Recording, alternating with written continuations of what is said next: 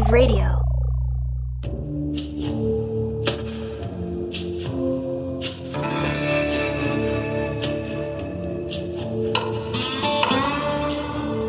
You are listening to Texas History Lessons, a slow walk through Texas history made in Texas by a Texan for everyone, everywhere.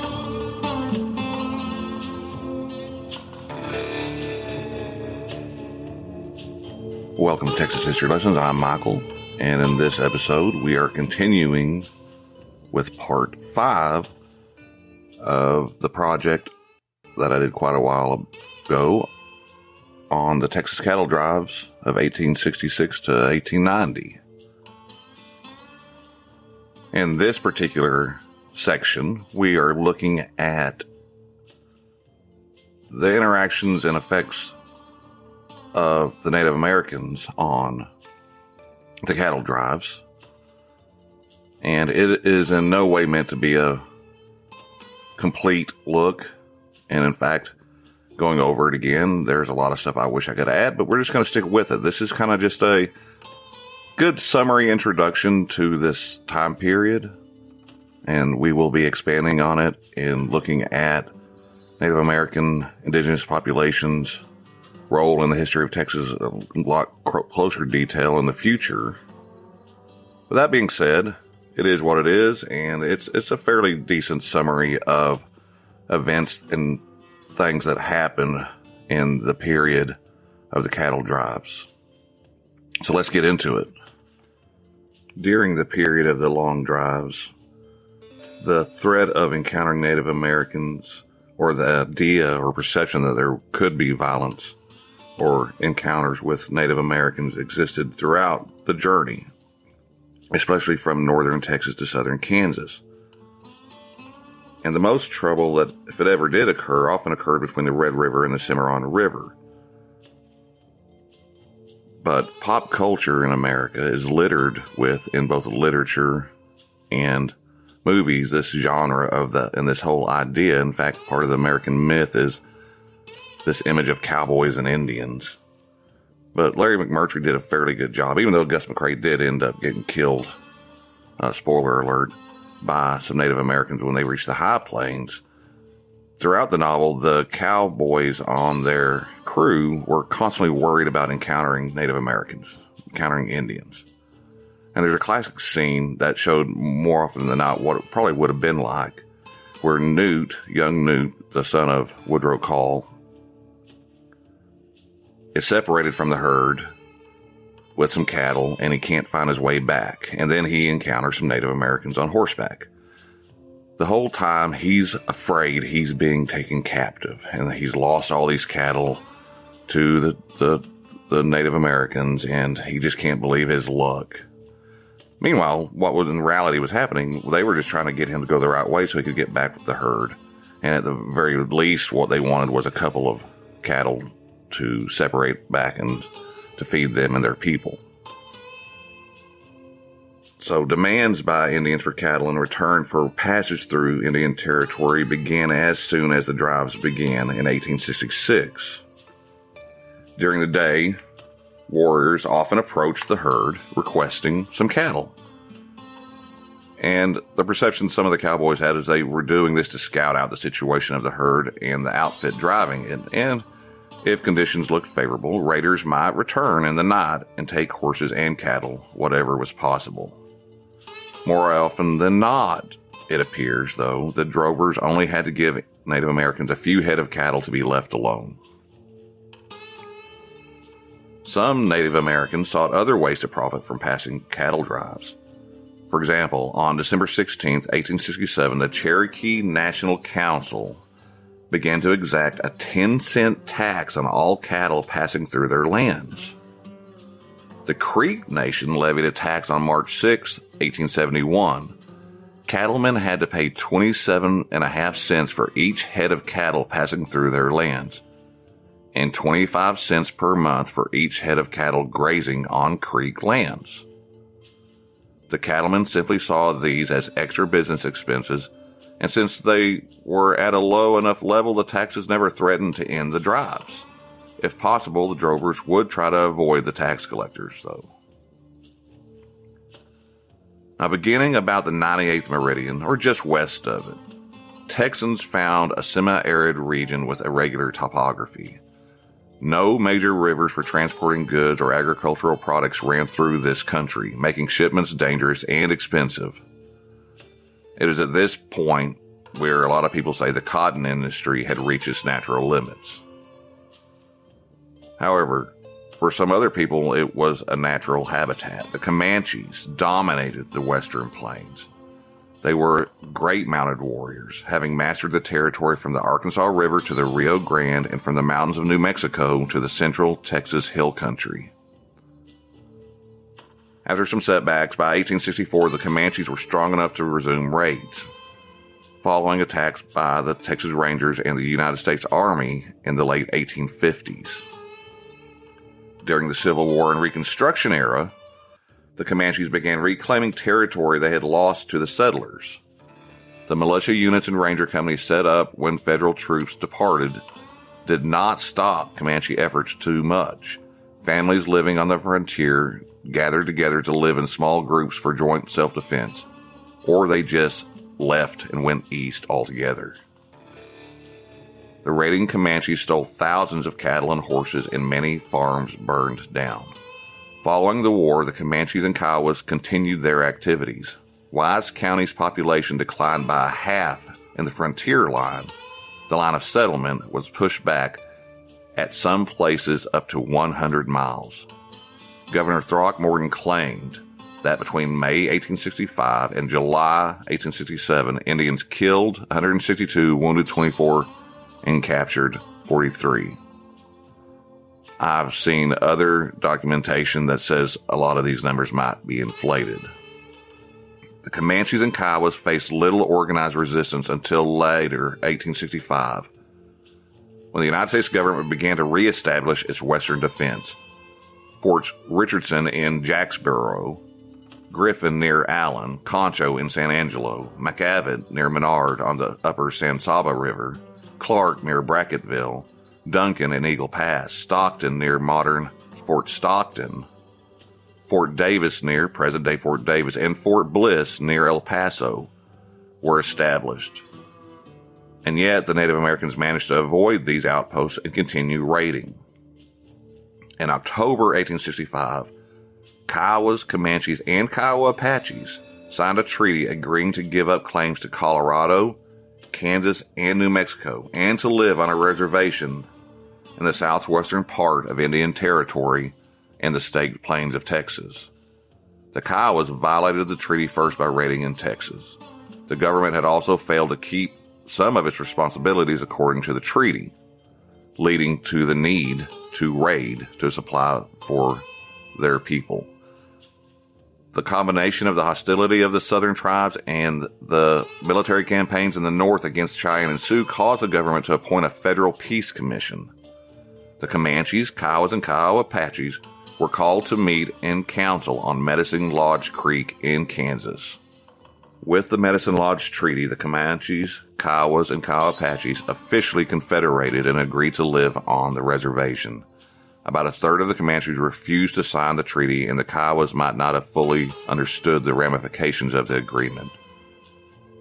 At the Medicine Lodge Council, Satanta, a Kiowa leader, told the peace commissioners, "A long time ago this land belonged to our fathers. But when I go up to the river, I see camps of soldiers here on its banks. These soldiers cut down my timber, they kill my buffalo, and when I see that, my heart feels like bursting. I feel sorry." The Medicine Lodge Treaty set aside 2,968,893 acres between the Red and Washita Rivers in Indian Territory. The Comanches were setting up camps by 1868, and the Kiowas followed suit the next year. Let's take a break here to thank Age of Radio for hosting Texas History Lessons before we move on to the next section here. Now, the Indians found it difficult to settle on the reservations. The United States government did not make preparations for them, and the low supply of game in the area was not enough for them to live on. During the winter of 1867 to 1868, Native American depredations in Texas continued. They continued facing a losing situation no matter what they did. They could stay on the reservation without enough food, or they could leave the reservation and face the threat of the United States Army. During the summer of 1868, some Cheyennes raided in western Kansas. Infamous General George Armstrong Custer led a campaign against them in the fall and winter of 1868, and on November 27, 1868, Black Kettle, chief of the Southern Cheyennes, was camped along the upper Washita River in eastern Indian Territory. Custer attacked the encampment with the United States 7th Cavalry, killing 103 Cheyennes, including Black Kettle. Only 11 of the dead were warriors. 53 women and children were captured. General Sheridan and General Sherman commended Custer for his actions. In 1869, L.D., Dan, and George Taylor and a gentleman named Monty Harrell were trailing 1,000 steers to Abilene. The first Native Americans encountered were satisfied with gifts of tobacco. Later, however, a band of about 400 Cheyenne held the outfit up while they slaughtered about 25 steers for food and their hides. The drovers were then allowed to continue with the rest of the herd. In 1869, Dudley G. and John W. Snyder lost 140 head to raiders. In 1870, R.R. Savage lost his entire herd valued at $18,000 to some Cheyenne men. The United States government's policy during the early part of the President Grant's administration was to educate, civilize, and assimilate the Native Americans. And in 1869, Grant set up a board of Indian commissioners. A Quaker named Laurie Tatum became the Fort Sill agent for the Kiowas and Comanches. 2/3 of the Comanches were not on the reservation, and Tatum still could hardly provide for those remaining. In the fall of 1869, the Kiowas and Comanches harvested only about 4,000 bushels of corn. This had to be distributed among the 5,500 living on the reservation. By the spring of 1870, they were starving. Tatum gave the Indians permission to go hunt buffalo. In the summer of 1870, the Kiowas, Southern Cheyenne, and Comanches met on the North Fork of the Red River. Many of the young men were extremely dissatisfied with reservation life, wanting to return to life on the plains. Several rode south to hunt and raid. In the summer of 1870, Kicking Bird, Lone Wolf, Satank, also known as Sitting Bear, and Satanta led 100 warriors into Texas to raid. They captured a mail coach and had a lengthy confrontation with soldiers from Fort Richardson, Texas. In the spring of 1871, General Grierson sent troops to guard the fords of the Red River. Despite his efforts, many Native Americans slipped across to hunt and raid. Mamonte, the Skywalker, was a highly esteemed medicine man among the Kiowas. He suggested that the Plains tribes begin raiding in Texas to claim their land. In May of 1871, Mamonte, with Satanta, Satank, and Big Tree, led a large war party across the Red River into Texas. And on May 17th, the war party held back as a small detachment passed near them. Unknown to them, General Sherman was in the group on his inspection of southwestern outposts. A few hours later, the warriors struck 10 freight wagons, killing 7 teamsters. This incident had wide-ranging results and is known as the Salt Creek Massacre. On March 22nd, Sherman reached Fort Sill and asked Tatum if any of the Kiowas or Comanches had been gone from the reservation.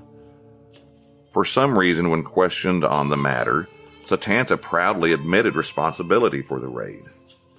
Sherman arrested Satanta, Satank, and Big Tree. On June 8th, the 3 leaders were loaded into wagons and began the journey to Fort Richardson, where they would stand trial in Jacksboro, Texas. Satank, at 70 years of age, was one of the most highly regarded warriors among the Kiowas. Rather than stand trial, he chose to die. Biting the flesh from his hands while covering his head with a blanket, he removed his handcuffs, stabbing a guard, and was then cut down by bullets fired by several soldiers. It took an hour for the man to die. His body was thrown in the ditch, and the group proceeded to Texas. The trial began on July 5th, and after 3 days, Satanta and Big Tree were sentenced to death. The governor of Texas commuted the sentences to life imprisonment at Huntsville. Several Kiowa warriors began slipping off the reservation to live with the renegade Comanches roaming on the staked plains of Texas. In 1871, the Coggins and Parks Cattle Company had 25,000 head of cattle gathered to drive north to Kansas. The company, for some inexplicable reason, was very late in getting the herd started north. In July 1871, a band of Comanches stole about 7,000 of the Coggins and Parks cattle that were gathered in Coleman County. Coggins and Parks requested military aid, and some troops from Fort Concho pursued the raiders. They returned empty-handed. The cattle company estimated the raid cost it $175,000. Coggins and Parks moved the breeding cattle closer to Fort Concho, hoping for greater protection. However, in December 1871, the Comanches attacked again and stole about 6,000 head of cattle.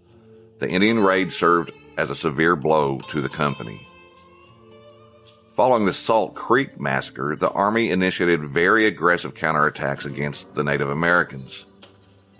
Colonel Ranald Slidell McKenzie, with the assistance of Benjamin H. Grierson of the all-black 10th Cavalry, William R. Shafter and John L. Bullis of the all-black 24th Infantry, led the offensive. In the fall of 1871, McKenzie began search and destroy missions against the Comanches in the Texas Panhandle. Quanah Parker was one of the leaders in the area. Other commanders led similar campaigns, burning villages, killing Native American horses, and destroying encampments. By 1873, there was a noticeable decline of Comanche raids. In the fall of 1873, Texas thieves crossed the Red River and stole 200 Kiowa and Comanche ponies. 9 Kiowas and 21 Comanches went south into Texas to retrieve their horses. Rather than cause problems for Satanta and Big Tree, they went to Mexico, stealing about 200 horses and killing some Mexicans. On the way back north, 2 Texans were killed. The United States troops pursued the band, killing 9. One of the dead was Lone Wolf's son, and another was his nephew. In the spring of 1874, Lone Wolf organized a party to retrieve the bones of his son and nephew. Cattlemen repeatedly requested protection on the trail from Indian depredations. In 1872, Colonel Ranald S. McKenzie was ordered to provide herds with suitable escorts. In 1874, John T. Little, aware of these orders, drove 3,000 head of cattle from San Antonio to McKenzie's headquarters at Fort Griffin. Lytle wanted an escort through Indian territory. McKenzie could spare no men, however, but did set up a civilian scout to accompany Lytle. Lytle decided to push the herd north despite danger. On this journey to Dodge City, Kansas, John T. Lytle blazed what became known as the Western Trail. During this whole time, there was a devastation occurring out on the plains where hunters were killing buffalo in large numbers just for the hides, leaving the meat and bones to rot on the plains. Quanah Parker, who we met earlier, wanted a war to save the buffalo. He decided to strike at a buffalo hunter base at Adobe Walls on the Canadian River. Quanah, Satanta, and Lone Wolf, with 700 Comanche, Kiowa, and Arapaho Cheyenne warriors, struck Adobe Walls on June 27, 1874. Despite superior numbers, the attack failed. With this failure, Satanta decided to return to reservation life at Fort Sill. In 1874, many more Kiowas and Comanches decided to hunt for buffalo at the last buffalo range in the Palo Duro Canyon region. They stocked up enough buffalo meat to last until the spring. By mid-1874, with many Comanches and Kiowas acting in ways considered threatening, the government granted permission to strike the Native Americans on the reservations. In 1874, the United States Army moved in a 5-pronged attack from the areas of Kansas, New Mexico, Oklahoma, Fort Griffin, and Fort Concho, seeking to crush the resistance led by Quanah.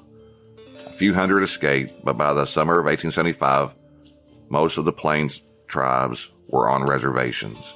Their horses and supplies were almost exhausted, and by 1875, the freedom of the Comanches and Kiowas came to an end. On February 25th, 1875, Lone Wolf led his 252 Kiowa followers to surrender at Fort Sill.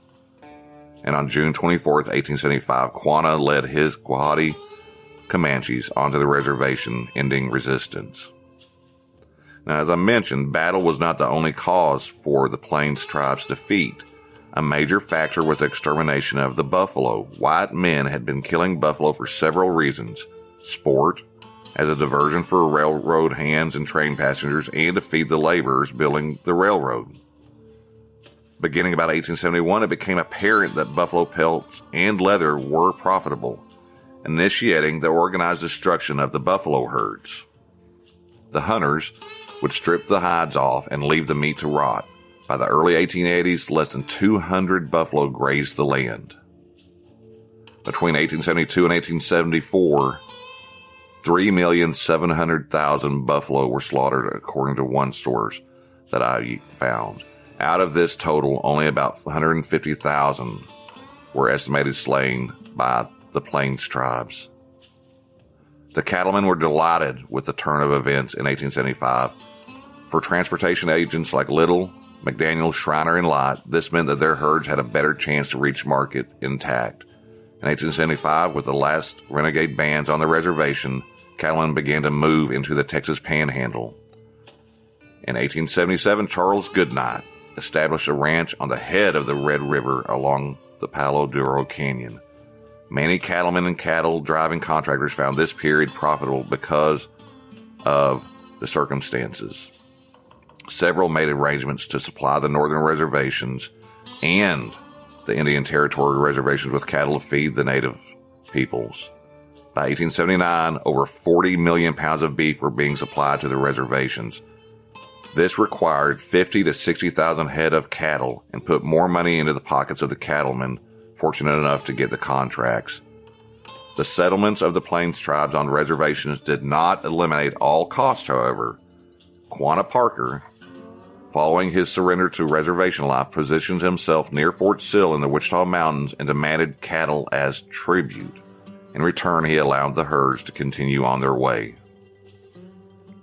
The existence of Native Americans on the plains of America played a significant role in the cattle driving industry. Their presence added to the danger involved in the enterprise, as well as to the cost through taxes, tribute, and theft.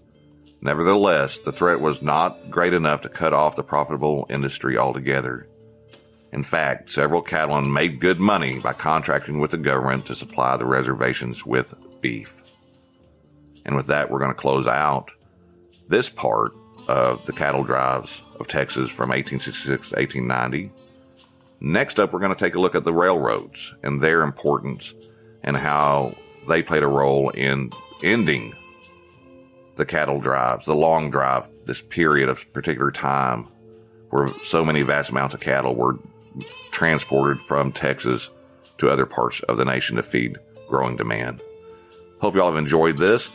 Thanks for listening. Thanks to all the Patreon supporters. Your contributions help out a lot in preparation for future episodes.